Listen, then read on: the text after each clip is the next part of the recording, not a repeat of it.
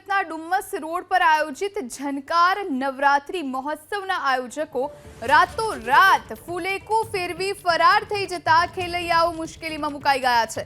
ખેલૈયાઓ તો નિત્યક્રમ મુજબ રાત્રિના ગરબા રમવા ગ્રાઉન્ડ પર પહોંચ્યા હતા, પરંતુ ગરબા સ્થળે અંધારપટ હોવાથી ખેલૈયાઓને પરત ફરવું પડ્યું। આયોજકોએ ખેલૈયાઓ પાસેથી લાખો રૂપિયાનું ઉઘરાણું કરી પાસ પાડવ્યા। सूत्रों मानीए तो आयोजकों और गायक कलाकारों वच्चे नाणाकीय बाबते कोई माथाकूट थता रातोरात पाटिया पड़ी गया। गायक कलाकारों और गरबा आयोजकों वच्चे 90 लाख रूपिया में करार थयो होवानो सूत्रोए दाव कर्यो छे।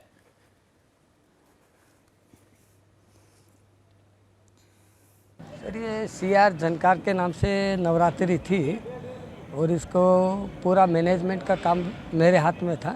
रीज़न ये कि जो इसमें फाइनेंसर था वो पेमेंट बराबर कर नहीं पा रहा है, उसकी वजह से ये बंद हुई है। नहीं, हमने अभी तक सुबह से न तो विंडो खोली है, न एक पास बेचा है, एडवांस हमने बेच नहीं रखा है। जिसने भी ऑनलाइन पेमेंट किया है उसका रिफंड होना चालू हो चुका है।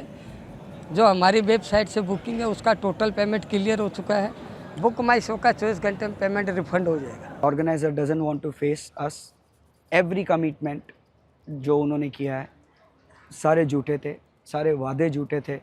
ओके, और कितने बिजनेस पार्टनर है मेरे को पता नहीं है, बट एवरी टाइम अगर एक का कमिटमेंट ख़राब हो रहा था तो दूसरा खड़ा हो जाता था, वो कमिट करता था, वो अगर झूठा वादा होता था तो दूसरा कमिट करता था। तो every time there was only commitment, but there was no such action been taken.